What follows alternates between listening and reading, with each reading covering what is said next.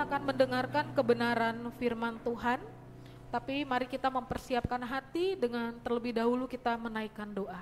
Mari kita berdoa.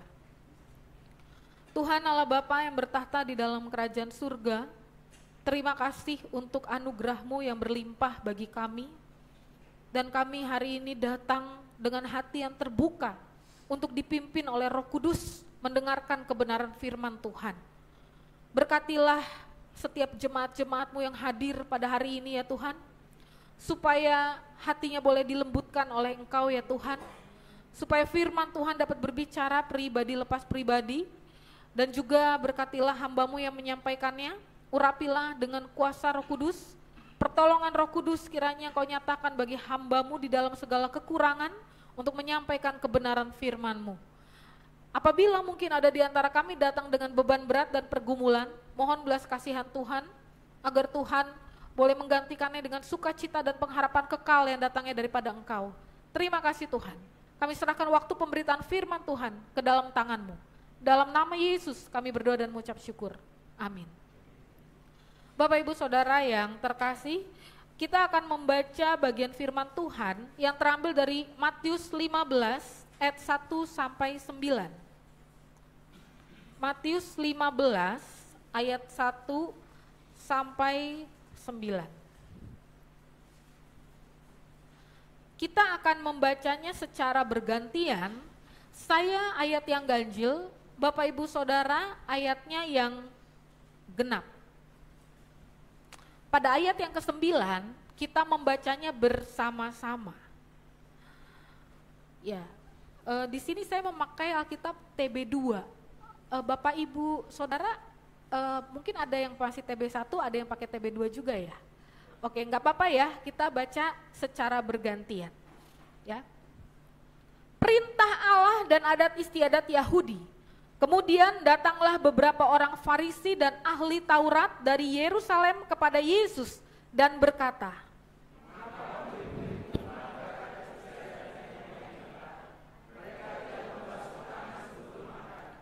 jawab Yesus kepada mereka, mengapa kamu pun melanggar perintah Allah demi adat istiadat nenek moyangmu?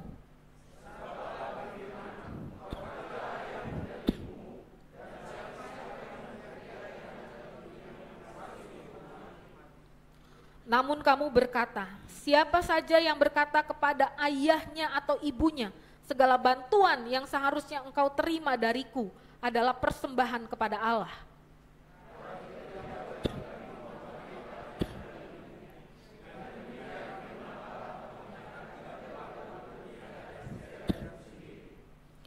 Hai orang-orang munafik, tepatlah nubuat Yesaya tentang kamu.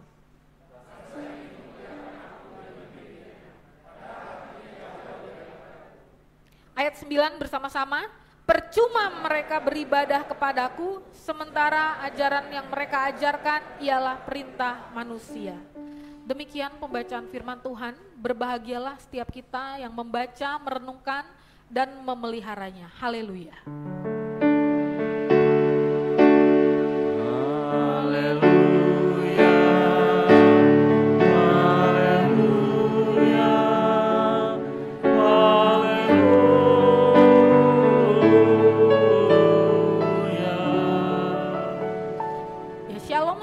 Pagi Bapak Ibu Saudara yang terkasih, ya bagaimana kabarnya pada pagi hari ini? Ya, untuk yang kedua kalinya saya berkhotbah kembali di Gereja Kristus Kartini. Salam dari majelis dan juga jemaat Gereja Kristus Cibinong untuk seluruh jemaat Gereja Kristus Kartini. Ya, sepertinya hari ini adalah hari yang spesial ya. Karena hari ini Ibu Gea berulang tahun, selamat ulang tahun ya Ibu Gea ya. Tuhan memberkati pelayanan beserta keluarga. Terima kasih kepada tim multimedia. Nah Bapak Ibu Saudara yang terkasih, di dalam Kamus Bahasa Indonesia, budaya itu memiliki arti pikiran, akal budi, atau adat istiadat. Ya, kita hari ini tema dari sinode ini membahas tentang budaya, adat istiadat, dan juga tradisi dalam pandangan firman Tuhan. Ya, jadi di sini kita akan lihat dulu artinya satu persatu. Nah, kemudian di sini tradisi memiliki arti, adat, kebiasaan turun-temurun dari nenek moyang yang masih dilakukan dalam masyarakat. Budaya, adat. Oke, adat memiliki arti aturan yang lazim dilakukan sejak dahulu kala. Ya, aturannya lazim dilakukan dari dulu sampai sekarang, terus dilakukan. Kemudian tradisi memiliki arti, adat, kebiasaan turun-temurun dari nenek moyang yang masih dilakukan dalam masyarakat. Nah, Bapak Ibu Saudara, bicara soal budaya, adat, dan juga tradisi, ketiganya ini merupakan warisan nenek moyang kita. Ya, pada Matius pasal 15 ini, di sini beberapa orang Farisi dan ahli Taurat sengaja datang dari Yerusalem, sengaja bela-belain datang ya, hanya untuk menjebak Tuhan Yesus dengan mempermasalahkan bahwa murid-murid Tuhan Yesus gagal mentaati tradisi agama. Ya. Jadi jauh-jauh cuman buat mencari kesalahan saja ya, datang ketemu Yesus cuman mau cari kesalahan. Nah, peristiwa yang terjadi pada Matius 15 ini dimulai ketika orang Farisi dan ahli Taurat mempermasalahkan perilaku murid Tuhan Yesus yang makan tanpa membasuh tangan, ya, tidak cuci tangan. Bagi mereka, ahli Taurat dan orang Farisi, Yesus sudah melakukan kesalahan yang fatal, kesalahan yang sangat besar karena tidak memperhatikan kekudusan hidup murid-muridnya. Menurut mereka, makan tanpa membasuh tangan menjadikan para murid tidak tahir atau tidak kudus. Nah, dapat diartikan bagi mereka tidak cuci tangan itu dosa. Nah, gitu ya, menurut ahli Taurat dan orang Farisi, dosa kalian tidak cuci tangan, tidak patuh pada tradisi nenek moyang. Nah, begitu ya. Apa jawab Yesus di sini?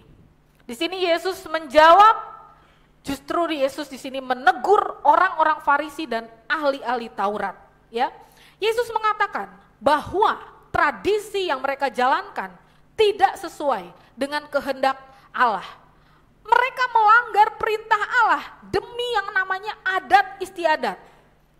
Hal yang penting seperti pemeliharaan terhadap orang tua yang diperintahkan Allah justru mereka lalaikan, justru mereka langgar dengan dalih memberikan persembahan kepada Allah.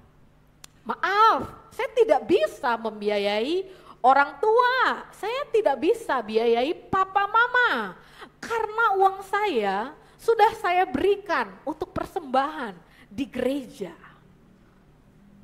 Bapak Ibu Saudara, menghormati, memelihara orang tua adalah perintah Allah. Hukum Taurat yang keberapa Bapak Ibu Saudara? Iya betul, ya, hukum Taurat yang kelima. Sehingga perintah itu seharusnya dilakukan lebih daripada sekedar tradisi.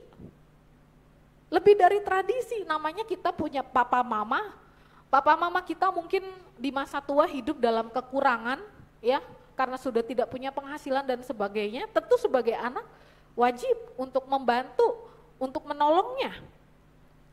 Jawaban Yesus di sini menunjukkan kepada orang-orang Farisi dan ahli-ahli Taurat yang menghakimi, mendakwa para murid bahwa mereka menjalankan perintah manusia, bukan perintah Allah. Mereka memuliakan Allah itu hanya dengan bibirnya, lip service saja, tetapi hati mereka ini jauh dari Allah. Bapak Ibu Saudara yang terkasih, ahli Taurat dan orang-orang Farisi ini, mereka ini sudah mabok agama. Saking maboknya sudah tidak bisa membedakan mana dosa, mana bukan dosa. Bicara soal membasuh tangan sebelum makan, ini tidak berbicara soal dosa atau tidak dosa. Sama sekali ini tidak ada hubungannya dengan dosa atau tidak dosa. Nah, di sini kita sebagai orang Kristen, sebagai orang percaya, kita harus kritis. Kalau tidak cuci tangan sebelum makan, logikanya nih tangan berkuman, ya. Kalau tangannya berkuman, lalu kita makan pakai tangan yang berkuman ini, kuman itu bisa masuk ke dalam tubuh, ya. Dan kalau kita tidak punya antibodi yang kuat, nanti bisa menyebabkan sakit penyakit. Ini sama sekali tidak ada kaitannya dengan dosa atau tidak dosa, ya. Ini kaitannya lebih kepada bersih tidak bersih gitu ya. Bersih dan jorok begitu. Kaitannya ke sana, tidak bicara soal dosa atau tidak dosa. Maka di sini Yesus menegur orang Farisi dan ahli Taurat.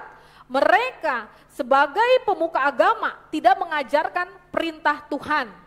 Mereka menggunakan media agama untuk memuaskan hasrat mereka, keinginan mereka. Dengan media agama mereka cari popularitas, mereka cari keuntungan. Mereka menganggap diri mereka itu begitu tinggi, menganggap diri mereka itu begitu suci. Padahal, mohon maaf, mereka begitu munafik. Lain di depan, lain di belakang. Hidup kelihatan begitu suci, padahal mereka mengajarkan gak perlu menghormati orang tua. Uang untuk membiayai orang tua lebih baik dialokasikan saja untuk persembahan kepada Allah. Jadi gak apa-apa gak membiayai orang tua, ya tambahin aja terus persembahannya yang banyak, sebanyak-banyaknya kasih persembahan kepada Allah. Bapak Ibu Saudara, ahli Taurat dan orang Farisi adalah pemimpin-pemimpin agama yang sudah menempuh pendidikan teologi yang sangat tinggi. Bisa dikatakan mungkin ini udah sudah doktor gitu ya, dan dengan jabatan pemimpin agama yang paling tinggi. Mereka idealnya tuh tahu kebenaran. Mereka tahu kebenaran, tapi tidak mau mengajarkan kebenaran itu kepada umat Tuhan. Mereka justru memutarbalikan kebenaran itu. Mereka mengajarkan perintah mereka, perintah manusia, bukan perintah Allah. Mereka sebagai pemuka agama terlihat begitu suci dari penampilannya, tapi menelantarkan orang tua mereka. Bapak Ibu Saudara, mari kita mengingat kembali bahwa inti hukum Taurat adalah kasih. Yesus kegenapan hukum Taurat. Tapi di sini para ahli Taurat dan orang Farisi justru tidak punya kasih. Di pikiran mereka itu uang dan uang, tapi dirohani-rohanikan dengan dalih memberi kepada Allah.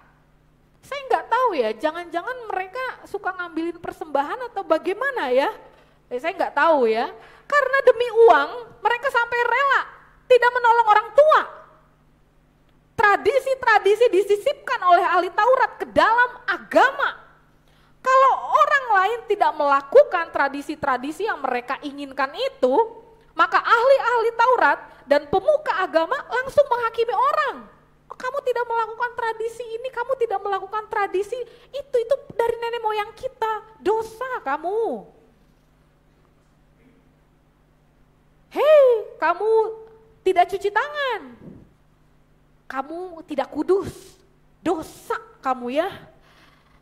Kamu menolong orang di hari Sabat, dosa kamu ya, dosa. Jangan nolong orang di hari Sabat. Hari Sabat tuh hari perhentian, hari istirahat. Jangan nolong orang, dosa. Jadi gak usah nolong orang, biarkan. Kamu persembahkan uangmu, semuanya buat Tuhan. Gak usah memelihara orang tua, tidak usah merawat orang tua, tidak perlu. Mengerikan deh Bapak Ibu Saudara. Tapi giliran mereka ditegur oleh Tuhan Yesus ya, ditegur, ditunjuk oleh Yesus, mereka kebakaran jenggot. Mereka tidak berkutik, justru mereka ingin membunuh Yesus.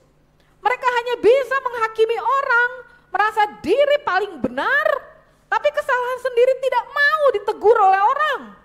Yesus sampai bilang, dalam hukum Taurat, tidak menghormati orang tua, hukumnya adalah harus dihukum mati. Itu perintah hukum Taurat. Mereka tahu ahli Taurat dan orang Farisi. Tidak menghormati orang tua harus dihukum mati. Tapi kan dipelintir oleh ahli Taurat dan orang Farisi, mentang-mentang mereka pemuka agama. Ya, untuk apa? Untuk kepentingan mereka sendiri, popularitas mereka sendiri, keuntungan mereka sendiri.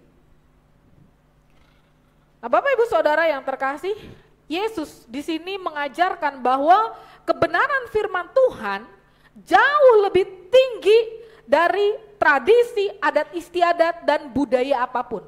Jauh lebih tinggi, Bapak Ibu Saudara. Yesus menghargai tradisi dan keberagaman manusia. Yesus menghargai itu. Tapi kita harus mengingat bahwa tradisi ataupun budaya diciptakan oleh manusia. Kita juga harus ingat apa dan bagaimana manusia itu pada asal muasalnya.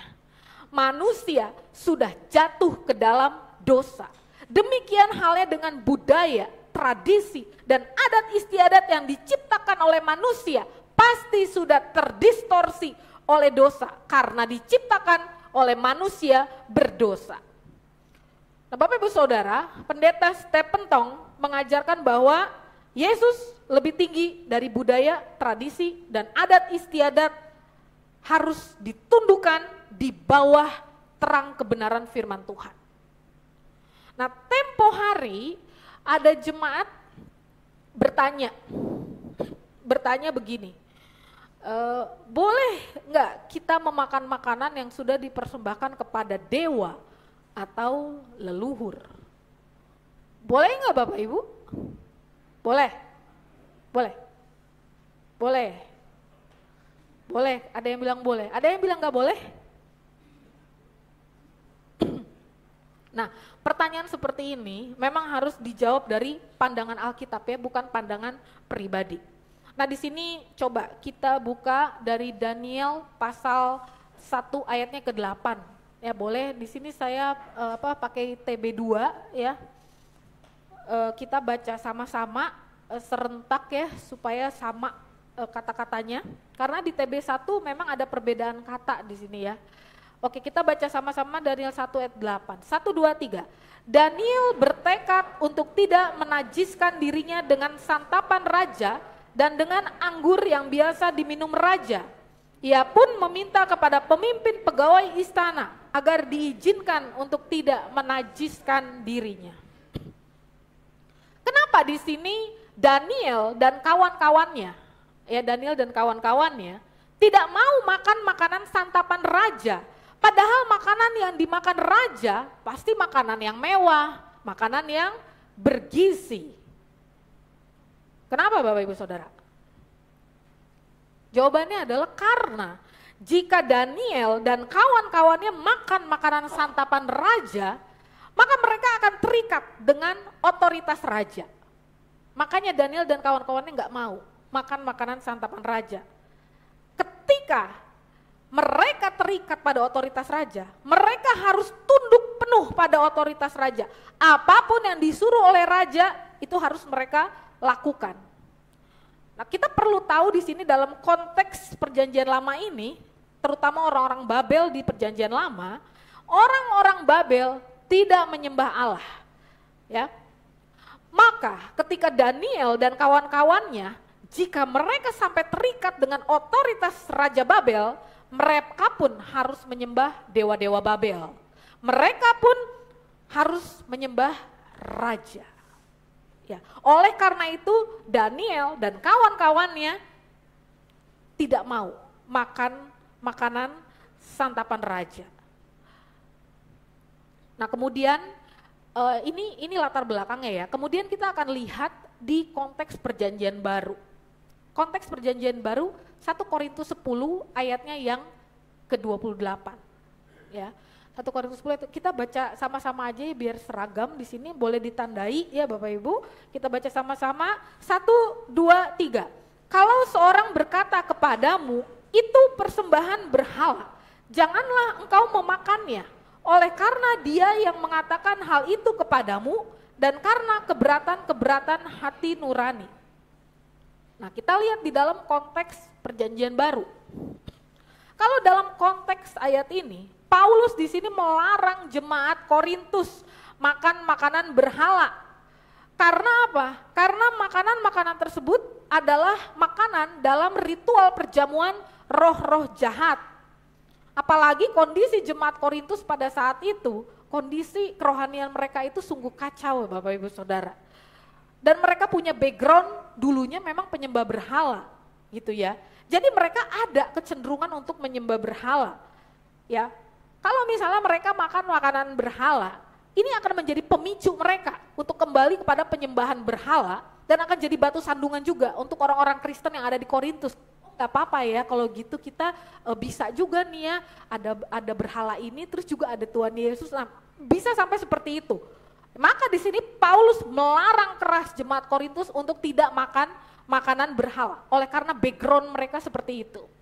Nah, kemudian kita juga akan melihat dari 1 Korintus 8 ayatnya yang ke-7 sampai ayatnya yang ke-8. Saya baca ayat 7, Bapak Ibu Saudara silakan baca ayat yang ke-8.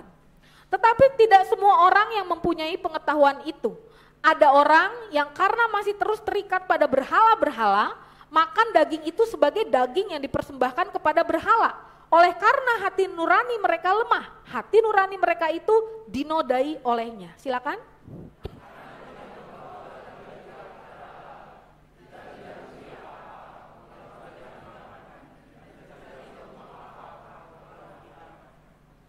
Nah, Bapak Ibu Saudara, berhala-berhala yang diberikan sesajen, ya, kita tahu ya kalau ada sesajen-sesajen itu makanan-makanan gitu ya.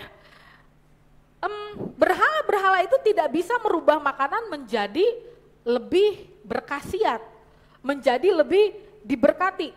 Dalam arti orang yang memakannya akan mendapatkan keberuntungan, akan lebih diberkati dan sebagainya. Esensi makanan tetap makanan ya makanan gitu ya. Kita nggak rugi kalau kita makan, kita nggak untung kalau kita makan. Nah, kalau melihat firman Tuhan ini, maka untuk menjawab pertanyaan jemaat yang tadi ya, yang waktu itu bertanya pada saya, maka jawabannya adalah saya di sini mengutip juga pemikiran pendeta Andreas Loanka dari GKI Gading Serpong. Ya, bahwa kita sebagai orang Kristen yang sudah dimerdekakan dalam Kristus, kita bisa makan apa saja, ya. Kita bisa makan apa saja dengan pemahaman iman yang benar dan dengan ucapan syukur kepada Tuhan. Kalau memakan makanan tersebut dengan tujuan untuk mendapat berkah dari berhala, itu salah. Lebih baik tidak usah makan. Kalau makan itu merasa, oh nanti saya akan dapat khasiat lebih diberkati, lebih baik nggak usah makan. Karena makan dengan pemahaman dapat berkat dari berhala. Kita harus ingat, Allah tidak berkenan ketika hati kita mendua kepada berhala, ingin dapat berkah dari berhala, ya, dari dewa, dari leluhur, ya. Roh itu kan ada dalam kendali manusia, bicara soal leluhur, kendali Allah, maaf. Roh ada dalam kendali Allah, bicara soal leluhur, itu. Bukan rohnya bisa dipanggil seenak-enak kita gitu ya, dengan ritual, dengan apa, itu roh lain, Bapak Ibu Saudara. Ya. Karena hakikatnya itu ada dalam kendali Allah. Nah, Bapak Ibu Saudara yang terkasih, jadi kita harus ingat Tuhan sumber berkat, bukan berhala. Ya. Dan kalau hati nurani kita tidak damai untuk makan makanan tersebut, lebih baik tidak usah makan, ada keberatan hati nurani. Buat apa kita makan kalau hati nurani kita tidak damai? Kan begitu. Nah, kemudian kita akan lihat lagi dari 1 Korintus 10 ayat 23 dan 31. Kita baca dulu ayat 23 ya, kita baca bersama-sama 1, 2, 3. Segala sesuatu diperbolehkan, benar, tetapi tidak semua berguna. Segala sesuatu diperbolehkan, benar, tetapi tidak semua membangun. Oke. Kemudian ayat yang ke-31 kita baca bersama-sama. Jadi baik kamu makan atau minum ataupun melakukan sesuatu yang lain, lakukanlah semuanya itu untuk kemuliaan Allah. Nah, di sini kita boleh makan apa saja, tapi harus dengan pengendalian diri. Jangan sampai kita jadi batu sandungan untuk orang lain. Kalau dengan makan bekas bekas makanan persembahan berhala malah jadi batu sandungan buat orang lain gitu ya. Kita ya makan, kita nggak mikir apa-apa, kita udah doakan gitu ya. Tapi ada orang lain melihat, ih kok begitu ya orang Kristen ya, makan bekas persembahan berhala, berarti nggak apa-apa dong ya menyembah berhala dan menyembah Yesus gitu ya. Nah itu kan jadi batu sandungan, tidak membangun. Ya lebih baik nggak usah makan. Segala sesuatunya boleh kan, makan aja. Tapi nggak semua membangun. Kalau nggak membangun ya untuk apa? Jadi batu sandungan. Nah jadi dengan semua pertimbangan teologis yang ada ya, memang alangkah baiknya persembahan bekas berhala ya kalau bisa ya tidak usah dimakan gitu ya. Tapi kan ada pertimbangan-pertimbangan gitu ya. Kalau kita memakannya, itu harus memakannya itu dengan ucapan syukur dan dengan pemahaman teologi yang benar. Ya, bukan kita pengen dapat berkah begitu ya. Bukan karena kita pengen ketemu sama buyut kita yang udah lama meninggal, yang enggak begitu gitu ya. Tapi memang alangkah baiknya lebih baik tidak usah. Ya, tentu ya Bapak Ibu Saudara, masih banyak hal lain dalam budaya dan tradisi ya. Bukan hanya soal perkara makan seperti ini, bukan hanya ini. Masih banyak sekali ya. Namun yang terpenting adalah kita menempatkan Tuhan di atas budaya, tradisi dan adat istiadat apapun. Tuhan yang tertinggi ya. Jangan tradisi, adat istiadat, budaya jadi yang tertinggi, Tuhan nomor 2. Tapi Tuhan yang tertinggi ya. Nah Bapak Ibu Saudara yang terkasih, sekali lagi bahwa tradisi, budaya dan adat istiadat harus ditundukkan dalam terang kebenaran firman Tuhan. Sebagai orang Kristen, kita hidup di tengah budaya yang majemuk. Kita harus berhikmat, kita harus hati-hati agar kita bisa jadi garam dan terang di tengah kemajemukan yang ada. Jangan sampai kita jadi batu sandungan. Ya, apalagi kalau ada anggota keluarga kita yang belum percaya Yesus, yang masih memegang tradisi-tradisi tertentu. Tentu kita jangan langsung menghakimi tradisi atau kepercayaan tertentu, tapi bukan berarti kita menerima tradisi-tradisi yang tidak sesuai dengan ajaran kebenaran firman Tuhan. Kita perlu mempelajarinya dengan teliti agar kita bisa menemukan yang namanya jembatan penginjilan. Ini penting Bapak Ibu Saudara. Nah, Bapak Ibu Saudara, mungkin saya akan sedikit ya menceritakan suatu kisah nyata ya. Kisah nyata di mana di suatu daerah pedalaman terpencil Kalimantan ada seorang penginjil muda yang melakukan penginjilan untuk merintis gereja di daerah tersebut. Penginjil tersebut mempelajari budaya di sana. Saat warga mandi di sungai, dia ikut mandi di sungai. Walaupun kondisi air di sana kurang bagus ya. Dia pakai air yang ada. Ya, walaupun dengan air di sana itu menyebabkan luka-luka tertentu gitu ya pada area tubuhnya. Dia pun belajar bahasa daerah di daerah pedalaman itu ya. Dan makan makanan yang ada di sana. Beradaptasi. Dan dia juga menjalin relasi yang baik dengan warga sekitar di pedalaman tersebut. Orang-orang di sana punya kepercayaan sendiri untuk menyembah dewa-dewanya atau leluhur-leluhurnya. Ketika merintis gereja dan melakukan pendekatan, penginjil ini tidak berhasil. Ya, tidak ada yang tertarik dengan Injil. Dan kepercayaan terhadap dewa-dewa dan leluhur-leluhur itu sangat-sangat kuat. Jadi tidak mudah. Nah, suatu ketika penginjil ini memulai pelayanannya dari anak-anak di pedalaman tersebut. Nah, orang tua dari anak-anak tersebut meskipun punya kepercayaan terhadap dewa-dewa atau leluhur, mereka tidak keberatan anaknya ke gereja. Ya. Nah, anak-anak ini awalnya mereka ini anak-anak bandel, anak-anak yang susah diatur. Tapi setelah beberapa tahun penginjil ini melayani anak-anak di pedalaman tersebut, ternyata firman Tuhan mengubahkan kehidupan anak-anak tersebut menjadi anak-anak yang lebih baik. Yang tadinya suka mencuri menjadi tidak suka mencuri. Yang tadinya suka melawan orang tua, tidak suka lagi melawan orang tua. Dan sebagainya.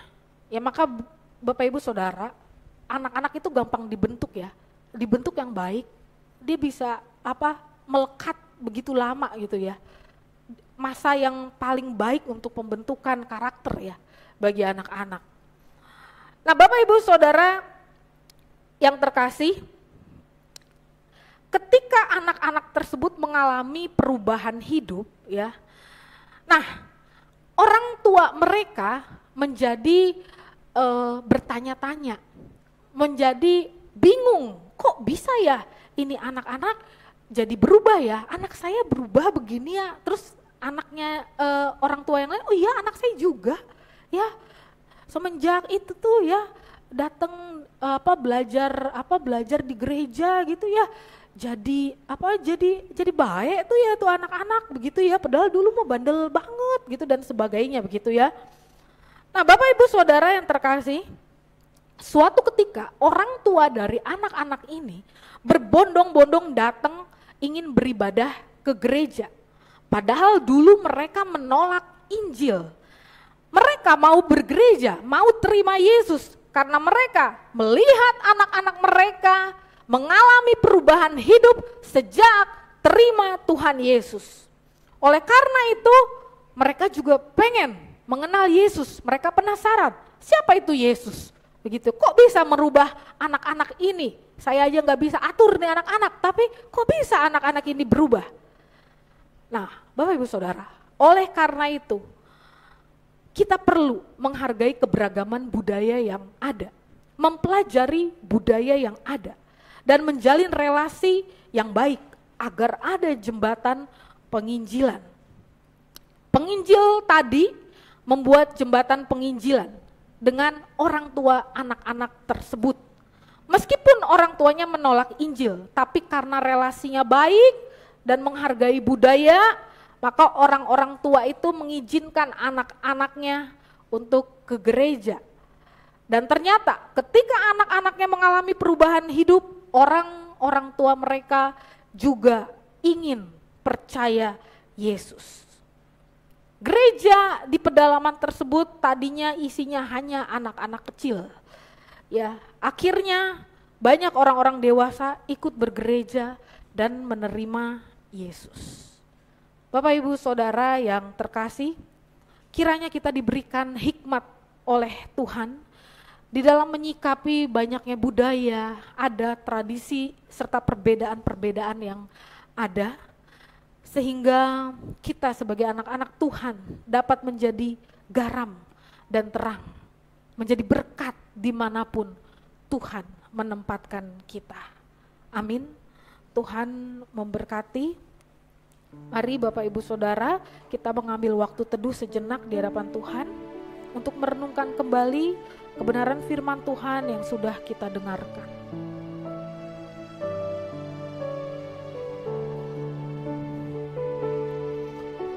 Mungkin kita di sini memiliki saudara atau keluarga yang belum percaya Yesus. Silakan doakan mereka. Kiranya Tuhan memakai kita menjadi berkat untuk mereka. Mungkin ada di antara kita di mana kita tidak begitu peduli dengan orang-orang sekitar yang belum percaya Yesus. Kiranya Tuhan memberikan beban kepada kita untuk menjadi garam dan terang. Kiranya Tuhan memberikan hikmat agar kita dapat jadi garam dan terang, agar kita menjadi berkat, agar semakin banyak orang yang mengenal Yesus dari berbagai bahasa, dari berbagai budaya, mereka boleh mengenal Yesus.